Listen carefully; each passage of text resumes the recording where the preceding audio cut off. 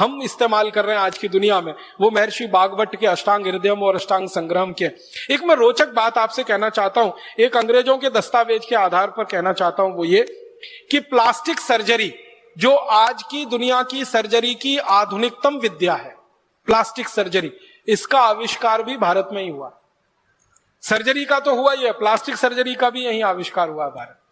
और plastic surgery में आप जानते हैं, कहीं की त्वचा को काटकर कहीं लगा देना और उसको इस तरह से लगा देना कि पता ही ना चले, यह विद्या सबसे पहले दुनिया को भारत ने दी। मैं आपको पुराने दस्तावेजों के आधार की एक छोटी सी कहानी सुनाता हूं। 1780 में दक्षिण भारत का एक महान व्यक्ति, जिसने देश को आजाद रखने में बड़ा महत्वपूर्ण योगदान दिया, देश की आजादी की रक्षा में, संप्रभुता की रक्षा में उसका पूरा जीवन लगा दिया, उसका नाम हैदर अली। हैदर अली दक्षिण भारत का सम्राट। आज हम जिसको कर्नाटक कहते हैं, कर्नाटक के एक बड़े भूभाग पर हैदर अली का राज्य हुआ करता था। 1780 से 84 के बीच में अंग्रेजों ने हैदर अली पर हमले किए, कई बार हमले किए। तो एक हमले का जिक्र एक अंग्रेज की डायरी में से निकला, वो मैं सुना रहा हूं आपको। एक अंग्रेज आया, उसका नाम था कर्नल कूट, उसने हैदर अली पे हमला किया और ये 1780 की घटना है। उस हमले में हैदर अली ने अंग्रेजों को परास्त कर दिया। हैदर अली का ये इतिहास रहा कि जब जब अंग्रेजों ने हैदर अली पर हमला किया, हैदर अली ने हर बार अंग्रेजों को हराया। एक बार भी अंग्रेज कभी उससे जीत नहीं पाए, एक बार भी नहीं जीते। हर बार आते थे, हमला करते थे, हार के चुपचाप चले जाते थे। हैदर अली के ऊपर जब बार बार अंग्रेजों के हमले हुए तो हैदर अली को थोड़ा गुस्सा आ गया। तो ये जो कर्नल कूट आया, हमला किया, हैदर अली ने उसको हरा दिया। और चूंकि उसको थोड़ा गुस्सा था अंग्रेजों से, तो उसने कर्नल कूट की नाक काट दी। हमारे भारत में नाक कटना सबसे बड़ी बदनामी होती थी। आप जानते हैं, पूरे रामायण की कहानी नाक कटने की कहानी है। जो सूपड़घा की नाक न कटी होती तो रामायण नहीं होती। और नाक कटना सबसे बड़ी बदनामी है। तो हैदर अली ने गर्दन तो नहीं काटी उसकी, कर्नल कूट की। वो चाहता तो गर्दन काट सकता था, क्योंकि कर्नल कूट पराजित हुआ था।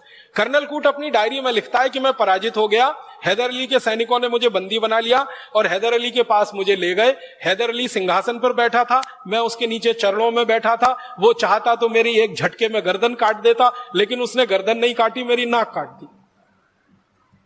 और फिर मुझे छोड़ दिया कि जाओ, अब कटी हुई नाक लेके जाओ और सबको बताओ कि तुम्हारी नाक क्यों कटी। तो कर्नल कूट लिखता है कि मुझे एक घोड़ा दे दिया उसने भागने के लिए, नाक काट के मेरे हाथ में रख दी और कहा भाग जाओ। तो मैं घोड़े पे बैठ के भागा, भागते भागते भागते भागते एक जगह वो लिखता है मैं बेलगाम में आ गया। बेलगाम आप जानते हैं, कर्नाटक का एक जिला। तो बेलगाम में आ गया। तो बेलगाम में एक वैद्य ने मुझे देखा, नाक से खून निकल रहा है, कटी हुई नाक हाथ में है। तो वैद्य ने कहा ये तुम्हारी नाक कहां कट गई? तो उसने झूठ बोला और कहा कि पत्थर मार दिया किसी ने। तो वैद्य ने कहा ये पत्थर मारी हुई नाक नहीं है, ये तलवार से काटी हुई नाक है। मैं वैद्य हूं, मैं चिकित्सक हूं, मैं जानता हूं। तो उसने सच बताया कि मेरी नाक काटी गई है। किसने काटी? तुम्हारे राजा ने काटी, हैदर अली ने काटी। क्यों काटी? मैंने युद्ध किया उससे, मैं हार गया, उसने मेरी नाक काटी। तो वो वैद्य कहता है कि अब तुम क्या करोगे? कटी नाक से इंग्लैंड जाओगे, लंदन जाओगे? कहता है जाने की इच्छा तो नहीं है, लेकिन क्या करूं, जाना ही पड़ेगा। तो वो वैद्य इतना दयालु, इतना कृपालु, वो कहता है कि मैं तुम्हारी नाक जोड़ सकता हूं। तो कर्नल कूट कहता है मुझे तो भरोसा ही नहीं हुआ, ये नाक कैसे जुड़ सकती है कटी हुई? मैंने तो सुना नहीं अपनी जिंदगी में कि एक बार शरीर का कोई अंग कट जाए तो वो जुड़ सकता है। तो वैद्य जी कहते मैं जोड़ सकता हूं। तो कर्नल कूट ने कहा जोड़ दो। तो उसने कहा मेरे घर चलो। तो वैद्य जी उसको ले गया और ऑपरेशन किया। उस ऑपरेशन का 30 पन्ने में वर्णन, वो 30 पन्ने तो नहीं सुना सकता, अंत में सुना रहा हूं। ऑपरेशन सफलतापूर्वक संपन्न हो गया, नाक उसकी जुड़ गई। वैद्य जी ने उसको एक लेप दे दिया बना के और कहा कि ये लेप ले जाओ, रोज सुबह शाम लगाते रहना। वो लेप लेके चला गया। 15-17 दिन के बाद बिल्कुल नाक उसकी जुड़ गई। फिर वो जहाज में बैठ के लंदन चला गया।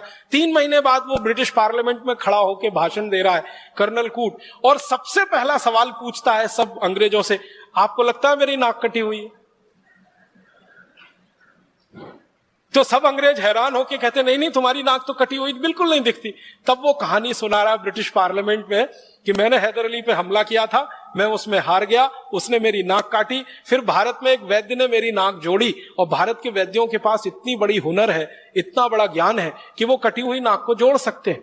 तब उस वैद्य जी की खोज खबर ब्रिटिश पार्लियामेंट में ली गई और अंग्रेजों का एक दल आया और बेलगाम के उस वैद्य को मिला, तो उस वैद्य ने अंग्रेजों को बताया कि यह काम तो भारत के सब गांवों में होता है, मैं अकेला नहीं हूं, ऐसा करने वाले हजारों लाखों लोग हैं। तो अंग्रेजों को हैरानी हुई, कौन सिखाता है आपको? कहने लगे हमारे इसके गुरुकुल चलते हैं, उन गुरुकुलों में सिखाया जाता। फिर अंग्रेज वो गुरुकुलों में गए, वहां उन्होंने एडमिशन लिया, विद्यार्थी के रूप में भर्ती हुए, फिर सीखा। सीखने के बाद इंग्लैंड में जाकर प्लास्टिक सर्जरी उन्होंने शुरू की। और जिन जिन अंग्रेजों ने भारत में प्लास्टिक सर्जरी सीखी है ना, उनकी डायरियां हैं। एक अंग्रेज का मैं बताता हूं आपको, वो कहता है कि जब मैंने पहली बार प्लास्टिक सर्जरी सीखी, जिस गुरु से सीखी, वो भारत का विशेष आदमी था और वो नाई था जाति का, उसने मुझे सिखाई सर्जरी। ध्यान देना इस बात पर, जाति का नाई, जाति का चर्मकार, जाति का कोई और। हमारे यहां ये ज्ञान के बड़े पुलिंदे थे, ज्ञान के बड़े पंडित थे। नाई है इस आधार पर किसी गुरुकुल में उसका प्रवेश वर्जित नहीं था, चर्मकार है इसलिए गुरुकुल में प्रवेश वर्जित नहीं था। जाति के आधार पर हमारे यहां गुरुकुलों में प्रवेश नहीं हुआ है, और जाति के आधार पर हमारे यहां शिक्षा की भी व्यवस्था नहीं है। वर्ण व्यवस्था के आधार पर हमारे यहां सब कुछ चलता रहा है।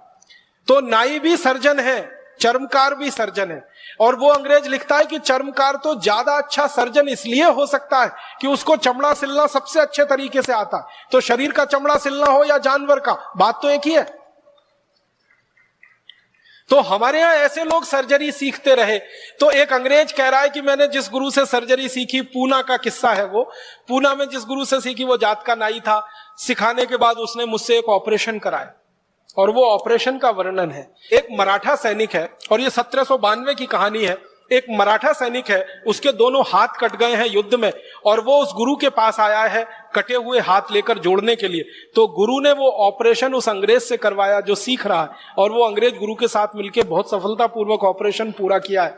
और वो अंग्रेज कहता, उसका नाम है डॉक्टर थॉमस क्रूसो। वो अंग्रेज कहता है कि मैंने मेरे जीवन में इतना बड़ा ज्ञान किसी गुरु से सीखा, और इस गुरु ने मुझसे एक पैसा नहीं लिया, फीस नहीं ली।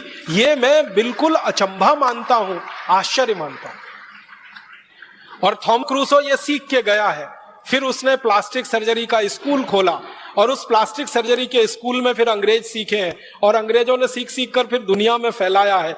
दुर्भाग्य इस बात का है कि सारी दुनिया में प्लास्टिक सर्जरी के उस स्कूल का तो वर्णन है, लेकिन इन वैद्यों का वर्णन अभी तक नहीं आया विश्व ग्रंथों में, जिन्होंने अंग्रेजों को प्लास्टिक सर्जरी सिखाई थी।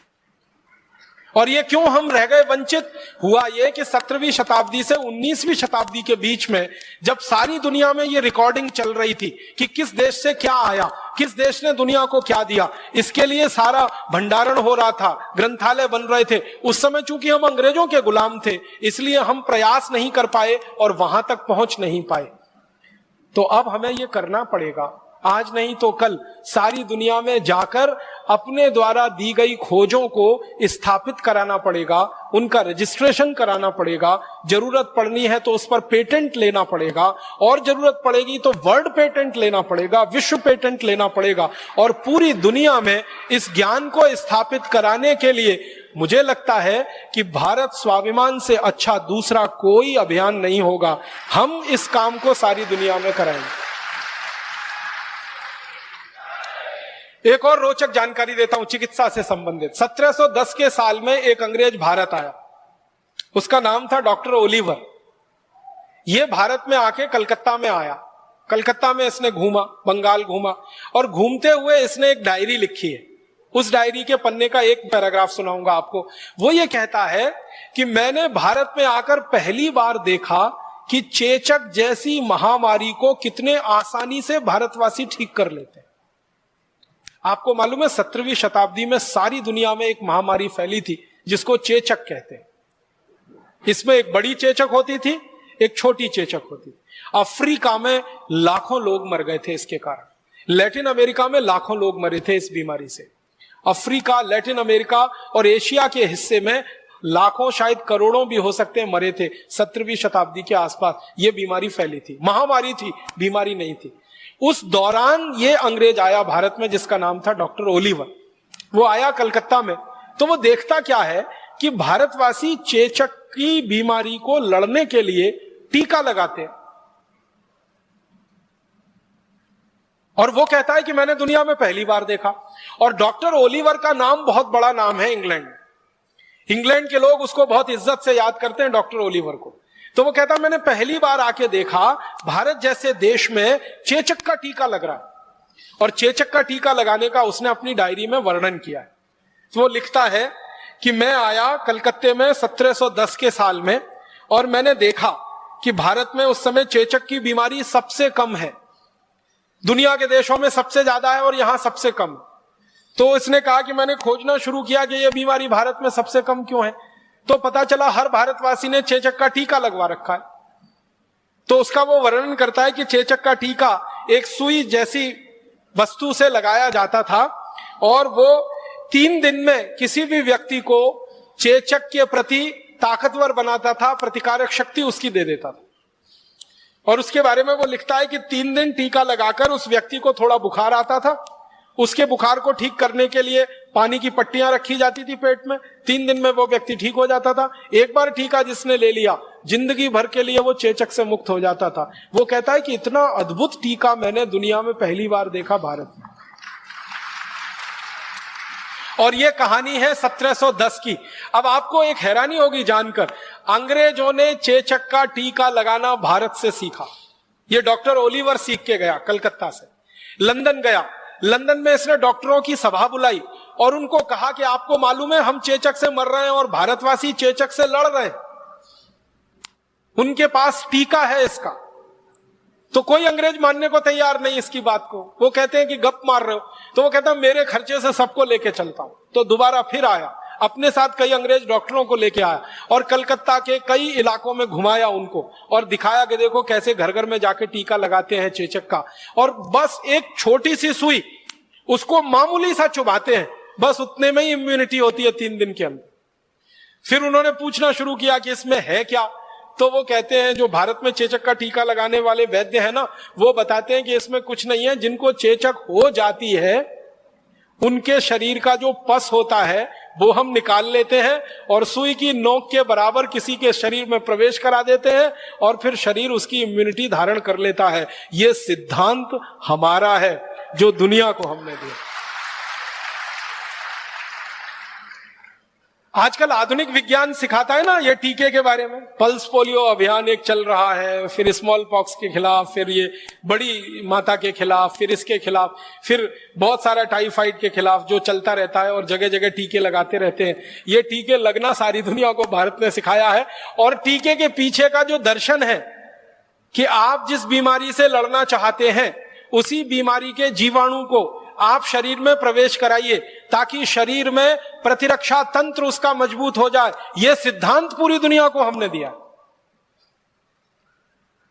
बस दुर्भाग्य हमारा यह है कि इस सिद्धांत का जब दुनिया के वैज्ञानिकों के स्तर पर पंजीकरण हो रहा था, रजिस्ट्रेशन हो रहा था, तब हम वहां हाजिर नहीं थे और इसलिए हमारे नाम से यह दर्ज होने से वंचित रह गया। यह डॉक्टर ओलिवर के नाम से वहां दर्ज है।